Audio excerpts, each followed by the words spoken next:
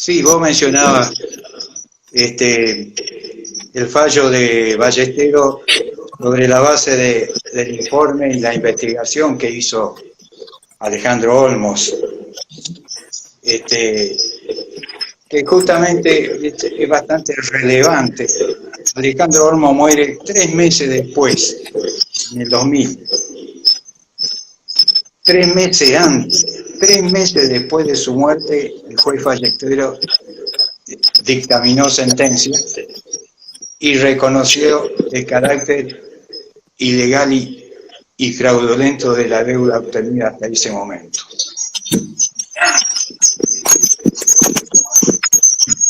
Por lo tanto, estamos conversando de un tema que no hay que subestimarlo, es un tema que hace mucho dejó de ser un tema económico, se ha transformado en una política, definido desde los grandes centros de Wall Street y donde el capital monopólico determina, digamos, como una política para seguir sometiendo a los pueblos, sobre todo los pueblos dependientes, hoy llamados países emergentes.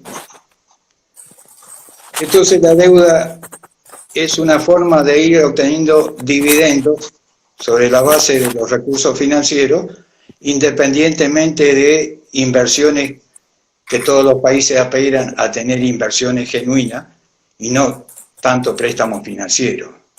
Pero que al imperialismo le conviene sostener esta política, por eso que es un problema sin salida para los pueblos, si no se toma otra posición. Y desgraciadamente nosotros estamos a pocos días de que el gobierno de Alberto Fernández haya definido tratar de cerrar el acuerdo para no caer en default de la forma a como sea. Tal es así que Argentina empezó negociando con una propuesta de $30 por cada bono de 100, digamos, y mediante la presión de los bonistas fundamentalmente y de Wall Street, en realidad la posibilidad de que se cierre ahora el 23-24 de julio sería sobre la base de $53, más otra serie de cláusulas que por el momento son desconocidas, pero que al momento de firmar el acuerdo, con tal de no caer en default, nos va a quedar un poquito más claro esta negociación, digamos. Y el problema es serio porque es una decisión política que nos ata definitivamente al carro de la dependencia. Este gobierno, para diferenciarse del anterior, vino con otras banderas, con la bandera de la soberanía política. Incluso varios de sus exponentes llegaron a decir que hay que revisar y no hay que pagar lo que es ilegítimo. Entonces, la importancia de la investigación hecha por Alejandro Olmos tiene que ver para quienes se manejan más por los términos, por las formalidades o por la palabra escrita, pero en los hechos actúan en forma diferente, contraria, digamos. Alejandro Olmos tuvo la virtud de mostrar la ilegalidad y pudo, sobre esa base falló Ballesteros, y pudo comprobar 477 ilícitos cometidos fundamentalmente por la dictadura militar y los grupos beneficiarios, sobre la cual se generó esta deuda que hoy ya asciende, según declaraciones del INDEC de hace 2 o 3 días, la deuda externa a pagar en dólares en $274.000 millones, casi 3/4 partes del PBI nacional. Entonces, estamos ante un problema que pareciera no, pero lo vamos a ir pagando al revés. Las conclusiones que hay que sacar al revés. Hay que terminar con esta política. porque si no, fíjate vos, que cuando Isabel Perón es desalojada del poder en el 76 por la dictadura militar, el país estaba endeudado en 7.300 millones de dólares. Y cuando se acaba el periodo de la dictadura militar, el país estaba endeudado en casi 45.000 millones de dólares, 6 o 7 veces más. Entonces, en la descomposición de qué se hizo con esa deuda, más o menos hay un término simplificado, de que un 30% fue para pagar intereses de deuda, otro 30% fue para pagar la compra de armamentos por parte de la dictadura militar, y el resto fue evasión. Así que la mayor parte, el 40%, fue evasión. Lo mismo que hasta hace pocos meses, 2 años, digamos, hizo un gobierno democrático, porque el problema ya dejó de ser si es un gobierno de la dictadura militar. Olmo demostró que no es el problema la dictadura militar, demostró que es ilícito, porque si hubo 477 casos, bueno, la pregunta para el conjunto de la sociedad o de nuestro pueblo es si debemos pagar cuestiones ilícitas. Y eso sucede frente a gobiernos dictatoriales que felizmente hoy ya no están, digamos, pero es una pregunta que vale también frente a gobiernos democráticos. Mauricio Macri, bueno, cuando acudió al FMI, lo hizo sobre la base de una decisión propia, por un decreto, eludió el Parlamento y hasta eludió los procedimientos de Procuraduría que deberían autorizar y que se juzga como acto administrativo, por lo menos, cuando hay un DNU. Y realmente uno puede decir, es una deuda, primero es ilegal, y luego también es ilegítima, porque así como entró la gran parte de esa deuda, hablo del préstamo de 44.000 millones de Mauricio Macri, así como entró, así salió, funcionó la timba financiera. Bueno, y están denunciados, muchos de los evasores están denunciados en el informe último que hubo en el Banco Central hace prácticamente 2 meses. Entonces, lo cierto es que cuando se demostró la ilicitud, según el fallo de Ballesteros, la deuda era en el año 2000. La deuda por entonces rondaba entre los 90.000 a 100.000 millones de dólares. Hoy la deuda es de 274.000 millones de dólares. Y no se revisa, porque ¿dónde terminó el fallo de Ballesteros? Murió en el Parlamento. Dictado un fallo, un juez, hay consecuencias políticas. La decisión política la debe convalidar o rechazar el Parlamento. Sin embargo, murió en el Parlamento. Porque no hay voluntad política de enfrentarse a los centros de poder. Entonces, si no se lo hizo entonces, en esa oportunidad, cuando dictaminó Ballesteros, los delitos, estas 477 ilicitudes, ya habían prescrito. Por lo tanto, no había a quien llevar en canas, podemos decir. Pero estaba la determinación política. El poder, el gobierno, lo que debe determinar que o pagamos una deuda ilegítima o invertimos esos mismos montos en cubrir la deuda interna de nuestro pueblo. Y esa decisión no se está dispuesto a tomarla. Por eso yo digo, este gobierno que entró con otra expectativa distinta a la del macrismo, sin embargo, en este punto, seguramente que hay otro, pero en este punto en una oportunidad internacional para poder aprovecharla mucho más. Hay una gran crisis internacional anterior a la pandemia.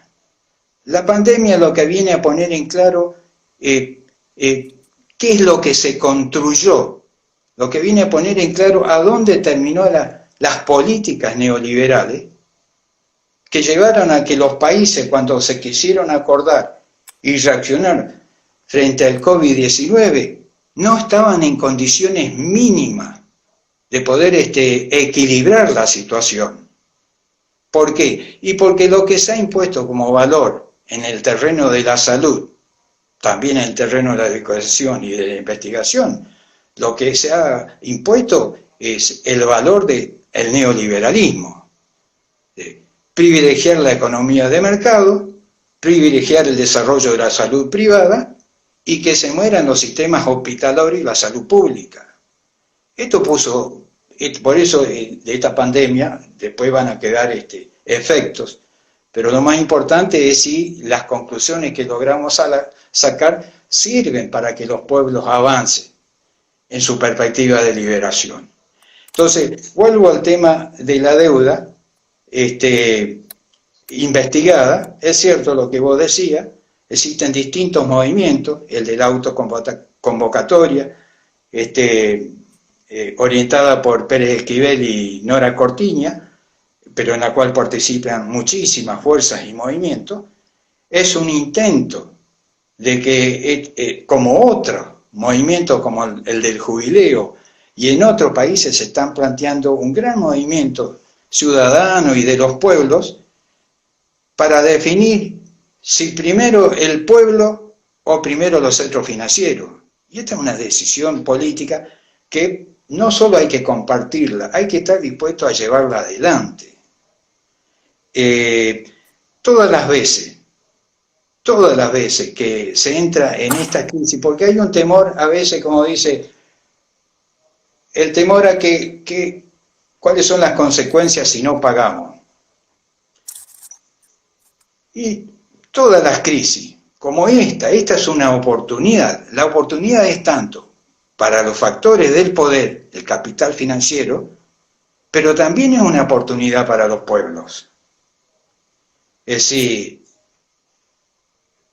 pero esta es justamente es la pelea a nivel mundial, pero es una pelea que también está instalada en este país y en América Latina, digamos. O los pueblos levantan la cabeza y recuperan la esperanza en que es posible cambiar la sociedad. Y en el caso de la deuda externa dicen, primero nuestro pueblo, después ustedes, o se sigue el camino, se había siguiendo con el agravante de que la crisis, que ya venía desarrollándose en Argentina y que la pandemia agudizó, con el agravante de que esta crisis, con estas políticas, lo único que va a pasar es que van a tratar de que las consecuencias otra vez las soporte la población, la clase trabajadora. Pues ya estamos viendo eso en los hechos, es decir, con reducciones de salario, 600, 700 mil desocupados nuevos en estos primeros 5 meses del año, formales e informales, y encima hacen la pata ancha los bonistas, pero más tanteando y sintonizando a los gobiernos. Si los gobiernos son están bien parados, lo que pasan a tener problemas son ellos, pero cuando son gobiernos genuflexos, blandos, o que no tienen resuelto este problema ideológico, y los bonistas aprovechan. De ahí que este grupo BlackRock y otro más empezaron rompiendo las relaciones. Primero pidieron la cabeza del ministro Guzmán, después, y ahora se pararon en que ellos quieren $57 como mínimo. Como ya el gobierno se acercó a 53, lo que queda es muy poco, por lo tanto seguramente que va a haber un arreglo. Y el problema es cómo sigue después la situación, porque después hay que pagarla, pero también hay que reactivar la industria, hay que generar nuevos empleos, hay que recomponer un sistema de salud integral. Acá quedó en claro esta pelea ideológica de si la medicina tiene que ser de carácter privado o si tiene que ser de carácter público estatal. Entonces, si la verdad, si la realidad te está demostrando esto, lo que hay que hacer es políticas coherentes con esta realidad y no eludir el problema. Yo sé que no es un problema fácil, pero bueno, esta es la historia de la patria. Fíjate vos, entre los ideales de Belgrano y de Castelli, una de las principales cosas que ellos empujaban, aparte de otros puntos programáticos, era evitar el endeudamiento. Estoy hablando de 1810. Poco después, en el 24, ya se consagra el préstamo con la Barry Office de Inglaterra, un préstamo que se terminó de pagar 100 años después. Entonces, esta es una línea que se ha intensificado fundamentalmente después de la Segunda Guerra y el nacimiento de la llamada, el fortalecimiento de las ideas neoliberales, en la cual la deuda externa pasó a ser una guillotina otra vez sobre los pueblos y una cadena de dependencia permanente. Vos pagás y nunca se te achica tu deuda a la larga sigue aumentando. Entonces es un problema de o los pueblos se liberan o los pueblos están condenados a la esclavitud permanente. Por eso decía, en esta oportunidad en que tenemos un fallo a favor y en que hay movimientos en distintos lugares del mundo y de América que se están organizando y se niegan a pagar una deuda ilegítima, fraudulenta, y en un momento en que también está una crisis, que la pandemia lo que va a quedar son retazos, y el problema es si después de esta crisis todo continúa igual, o si el campo popular, la clase trabajadora, hace valer sus derechos, porque en el marco de la crisis, ¿qué es lo que están diciendo? Y lo que están diciendo es que va a haber que achicarse, va a haber que acostumbrarse, que la pobreza ya no es del 27, no es del 35, la pobreza está arriba del 50. Y frente a una salida, a una crisis, ¿qué es lo que hizo históricamente la gran burguesía argentina? Bueno, si hay una crisis, señores, lo que hay es entre todos poder colaborar para salir adelante. ¿Cuándo fue que esta crisis se expresó en forma distinta? En el 2001. Y felizmente que nuestro pueblo en 2001 pudo intervenir en esta crisis. Porque mediante el alzamiento popular que recorrió el país, pero que tuvo su epicentro fundamentalmente acá en la capital, se pudo instalar una política de no pago, que es lo que posibilitó un crecimiento medio.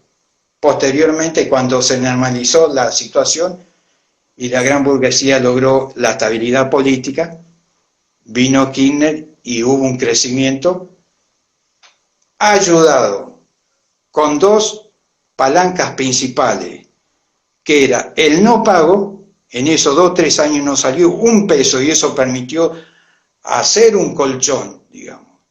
Y el otro elemento que ayudó es que lo que Argentina vendía, soja, maíz, digamos, bueno, los commodities, como se dice, tenían casi el valor del doble de ahora.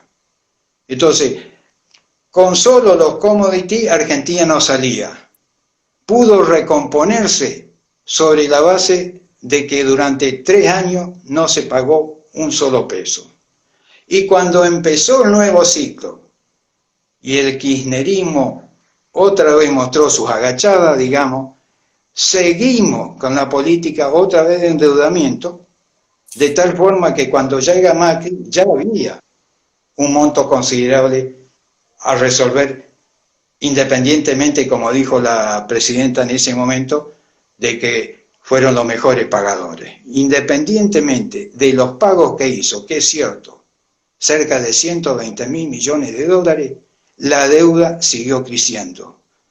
Y el macrismo lo único que hizo es después casi aumentarla un 40% más de un dinero que así como entró desapareció. Se está hablando de que si no pagamos la deuda nos quedamos afuera del mundo, de que no hay inversiones, todo un imaginario colectivo en relación a eso. Por otro lado también esto, el 2001, que si entramos en default volvemos al 2001 y toda la época de crisis. ¿Qué hay de cierto o no en esa idea? Digamos, profundizar un poco en relación a lo que es el default. Es otro condicionante ideológico más. Es decir, son caballitos que usan para seguir sometiendo ideológicamente y siempre plantearte que no se puede, de esto que existe no se puede. Castra todo proyecto revolucionario o todo intento de cambiar la sociedad, la tendencia de los pueblos, cuando las sociedades y los sistemas productivos están agotados, la tendencia de los pueblos hay un paso más, irrumpir violentamente sobre la base de una construcción distinta. Entonces, la batalla ideológica es muy importante, ya lo pateó Fidel en su momento, viste que logran imponer el no se puede, la resignación. Pero escúchame, Argentina no es una isla, un montón de piedras, y sin subestimar lo que son los cubanos, que es una isla, que tienen pesca, todo eso, pero no están dotados de muchas riquezas naturales que Argentina sí tiene.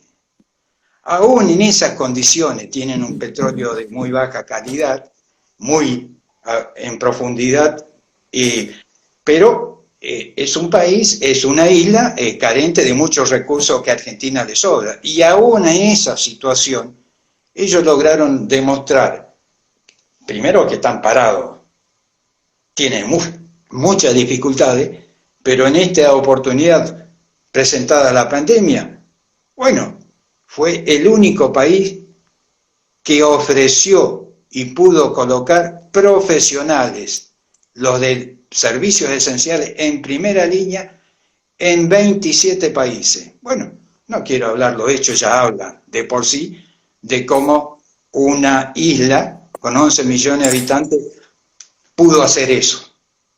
Vuelvo a la Argentina. Argentina tiene 2.700.000 kilómetros cuadrados.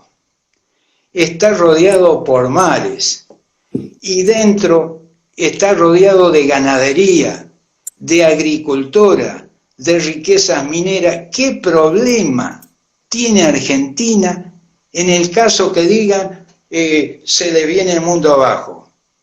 Si justamente el periodo, yo mencionaba, el periodo que más recursos pudo acumular en este siglo fue el periodo después del 2001, decretada la moratoria, el no pago, es decir, 2 o 3 años que no se pagaron, y eso le sirvió a Néstor Kirchner para hacer pie luego y darle cierta gobernabilidad al sistema. Entonces, Argentina no tiene ni un problema ni preocuparse, porque además tiene los recursos humanos, está vendiendo servicios de inteligencia, es decir, no tenemos solo la riqueza natural, además hay capacidad humana, además este es un país que fue más industrial y ahora lo están desindustrializando, digamos. Entonces, además, ya no se depende solo de Wall Street. Los principales compradores de nuestro país hoy son asiáticos. Entonces, ¿cuál es el problema? No es la misma situación que hace 15 o 20 años. Ese es un problema de dependencia ideológica. Pero ¿qué problema tiene preocuparse? Y además, en cualquier lugar del mundo, si vos tenés los dólares, si vos tenés ciertas reservas, que Argentina lo puede hacer, digamos, pero te compras, en cualquier lugar encontrás comprador y para hacer intercambio. Entonces, hay que erradicar esa posibilidad de que se nos viene el mundo abajo. El mundo abajo se nos vino hace 4 años. Hace 4 años Mauricio Macri abrió el país a la venida de capital extranjero. Hizo todo lo que la economía de mercado y liberal aconseja. Y aún así fracasó porque nadie vino. ¿Qué es lo que vinieron? Los pinchaglobos, vino la bicicleta financiera. Y así como vinieron se la llevaron. Entonces, ¿qué es lo que se quiere demostrar cuando asustan con la línea de que se nos viene el mundo abajo? Estuvimos fuera del mundo. Y yo voy a recordar algo para el peronismo sobre todo. El peronismo de la década del 90 fue el peronismo neoliberal, el de las relaciones carnales con Estados Unidos. El peronista Carlos Menem lo que hizo es descuartizar el Estado, privatizar muchas de las empresas que su propio líder, Domingo Perón, había logrado iniciar. ¿Y qué es lo que quedó?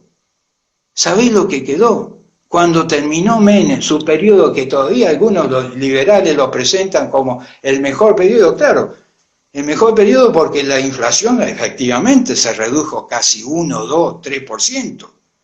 Pero ¿sobre qué base? Y cuando reventó esa política del 1 al 1, lo que se vino es la gran devaluación. Pero cuando Menem se va con 27% de pobreza. Y se va con un 14% de desocupación. Los mismos obreros peronistas, que se recuerde que YPF tenía 120.000 trabajadores y se quedó con 20.000. Ferroviario 80.000 o a la inversa y se quedó con el grupo que tiene actualmente. Gas del Estado fue privatizada, Selva fue privatizada, Somisa, la principal acería del país, de América Latina, fue privatizada. Eso se hizo con el peronismo. Yo digo para que no haya doble mensaje acá. Nosotros tenemos en claro que el actual gobierno es distinto al macrismo. Pero el actual gobierno, en el camino que inició, es el camino a la derrota. Ya no se puede seguir viviendo, acostumbrándose a la pobreza. Hay que vivir, pero hay que vivir como merece la vida ser vivida y no resignándose. Por lo tanto, para ser corto en la respuesta, es decir, no hay por qué preocuparse. Sí hay que, en el caso de que se nos viene al mundo abajo, sí hay que preocuparse de que el pueblo sea partícipe callejero. Porque lo que yo decía el 2001, si hay una crisis financiera o como la que se están presentando, sin intervención popular, ganan ellos. Si hay una crisis y hay intervención popular y un rumbo definido, ahí vamos a hablar distinto. Ahí se empieza a instalar las bases para hablar de una liberación nacional en el cual el 70% de los trabajadores y del pueblo argentino está de acuerdo. No está de acuerdo todavía, no está convencido por parte de esta ideologización, digamos, por esta resignación ideológica, y porque todavía no encuentra el camino. Pero justamente estos movimientos de jubileo, autoconvocatoria y otros más que en Europa están pidiendo que no se puede pagar la deuda, estos movimientos tienen que ayudar justamente a que se instale la posibilidad de que hay un cambio posible. Aunque no se lo vea, el tema de Vicentín está estrechamente unido al problema de la deuda. Es decir, por eso fue un fiasco. Lamentablemente, porque ¿qué quisiera uno? Y uno quisiera avanzar en lo que el programa de salida para este país coincidimos, y el conjunto coincidimos en que hay que liberarse. Ahora, ¿qué significa la liberación? Bueno, la liberación es que sos dueño de tu destino y no que te lo imponen. La soberanía política arranca por ahí, pero hay términos, soberanía alimentaria, todo chamullo. Soberanía política, ¿qué es, señores? Independencia económica. Y estamos prácticamente al borde de firmar que debe continuarse pagando con la deuda, más allá de la quita y más allá de si se abre un plazo de 1 o 2 años para poder después recién pagar. Y en el tema Vicentín, que fue un fiasco, porque también tiene que ver con el tema de la liberación. Es decir, hoy el juez de Reconquista no solo que había determinado, descartó la intervención que decretó Alberto Fernández, el presidente, sino que restituyó en la condición de una empresa fraudulenta a los mismos directores que hicieron ese delito. Es decir, si ellos vaciaron la empresa, que está comprobado, si ellos evadieron divisa, que está comprobado, ¿cómo puede ser que en tiempos tormentosos, como en esta convocatoria de acreedores, ellos sigan administrando la misma empresa? Pero tienen un corto trecho.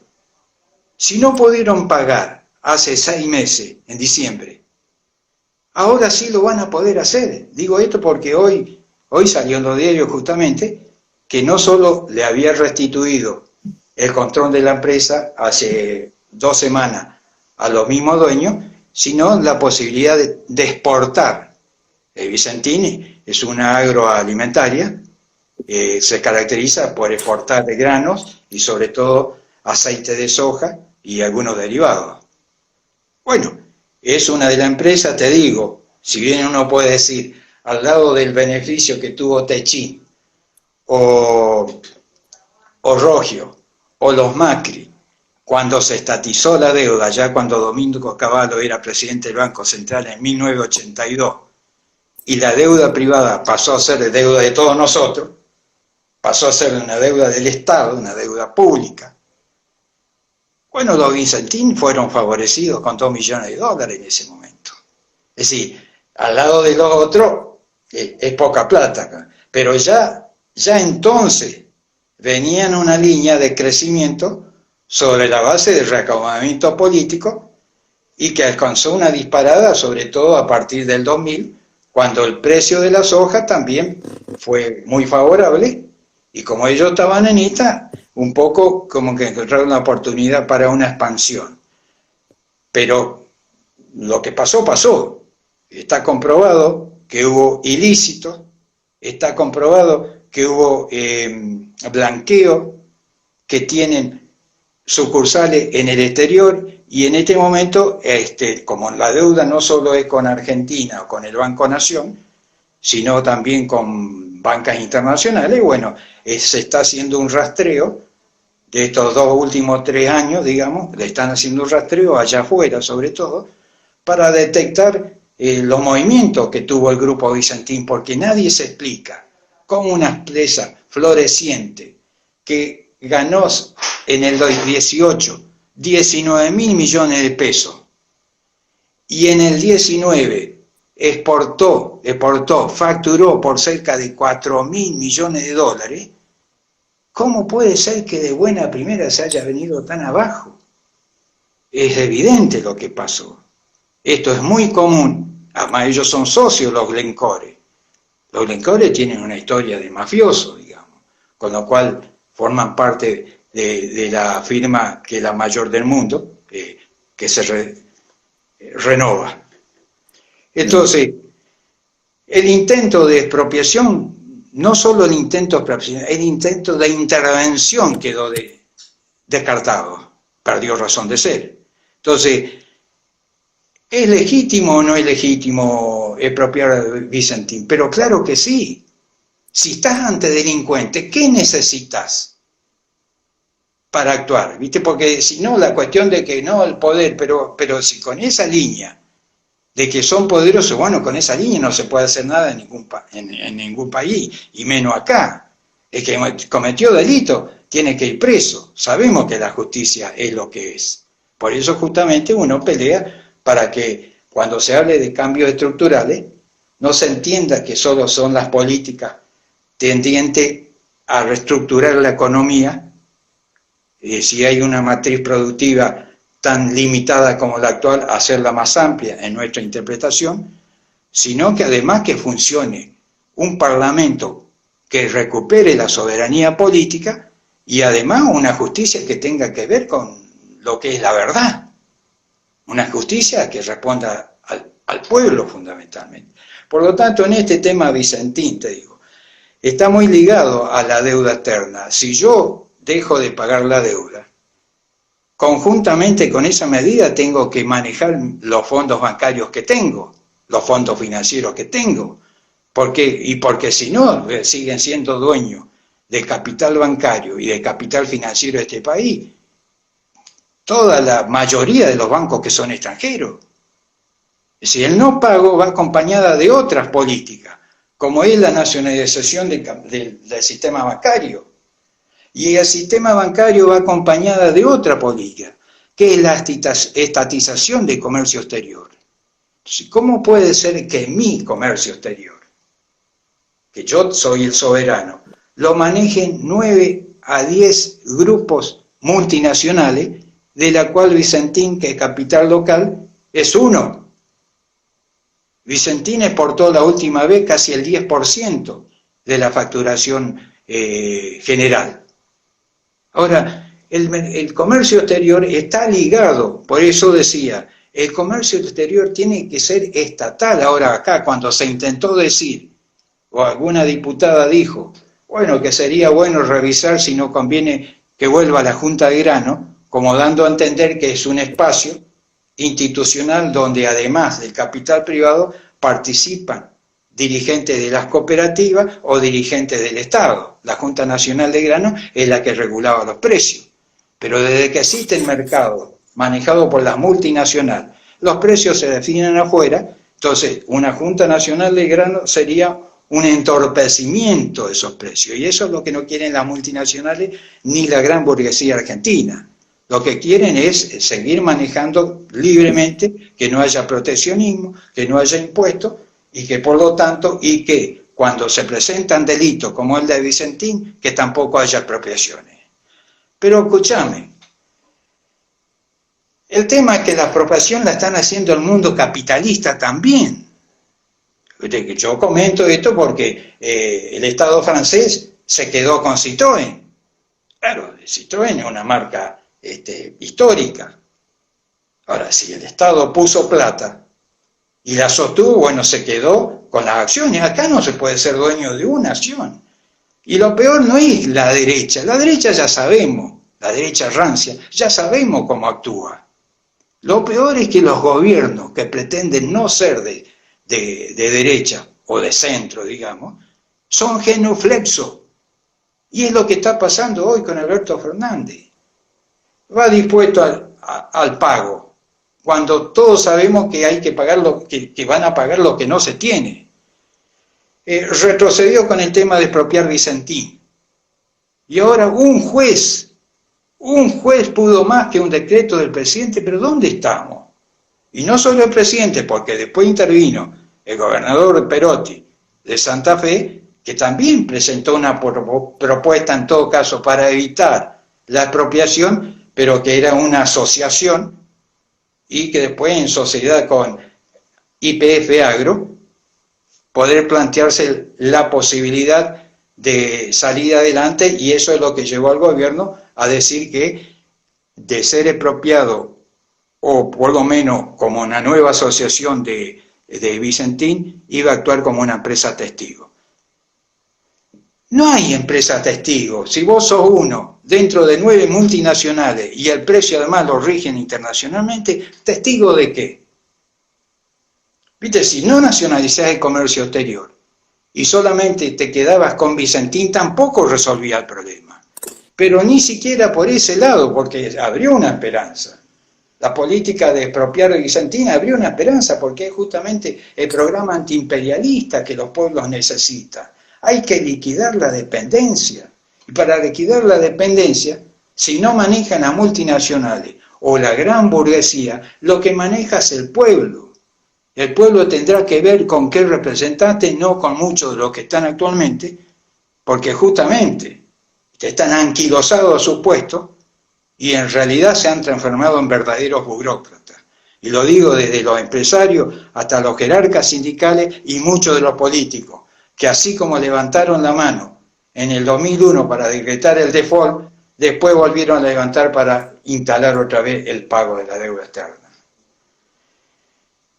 Así que no sé si esto ha quedado claro, pero el tema Vicentín es un severo retroceso que esto afecta políticamente.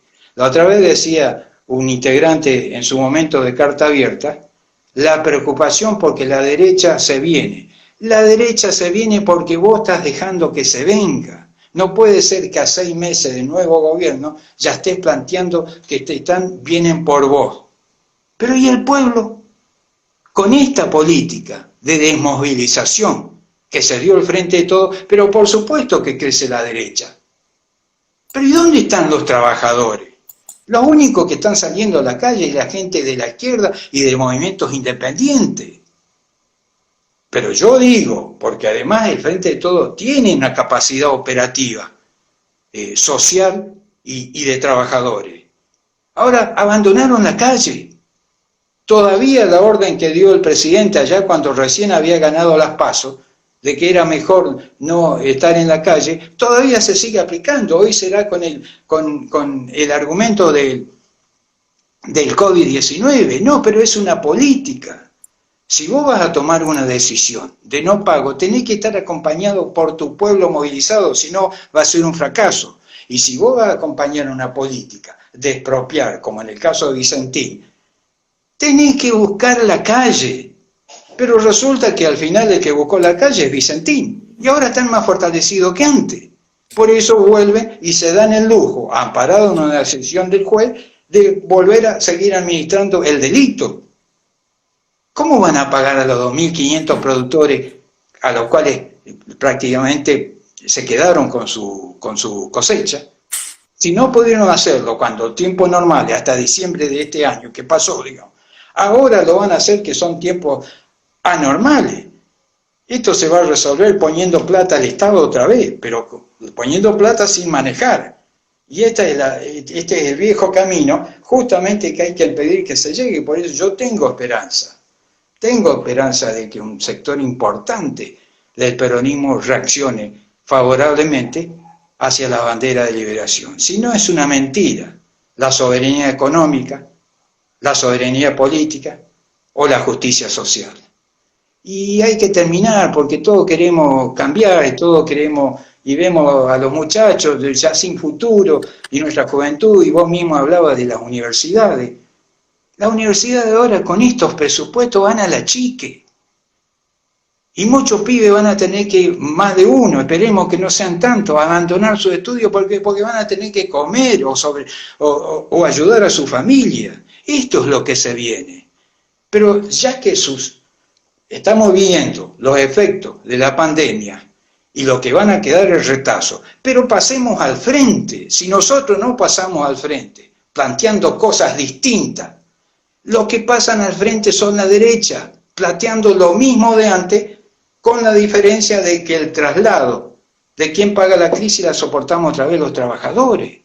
Entonces acá estamos otra vez en la misma pulseada. ¿Hay esperanza o no hay esperanza?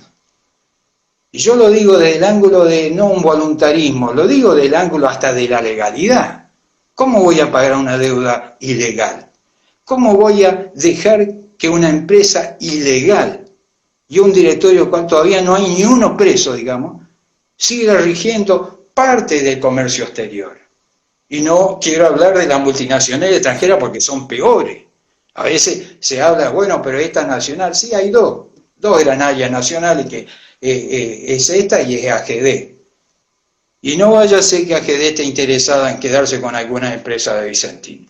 Pues es muy suave el discurso del presidente Lagüía, Acevedo, que está muy preocupado y está de buena onda con el gobierno, muy preocupado por la crisis que se viene y que está bien, estamos en el piso y se va a seguir profundizando, ¿viste? Pero también esa preocupación refleja intereses detrás, ¿viste? Nadie da puntada sin hilo. Digo esto porque, ¿cuál es la diferencia entre capitales nacionales y capitales multinacionales? Hay una diferencia. Pero mientras el comercio exterior lo sigan manejando las multinacionales, no hay destino, por más que vos tengas una o dos empresas testigos.